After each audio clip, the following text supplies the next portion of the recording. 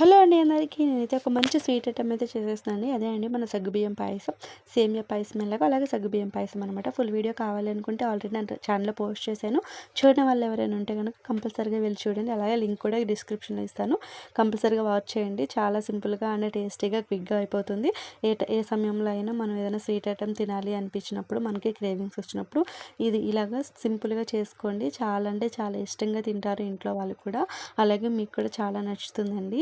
ప్రతి ఒక్కరూ ఒకసారి ట్రై చేసేయండి. సింపుల్గా టేస్టీ ఐటమ్ అనమాట.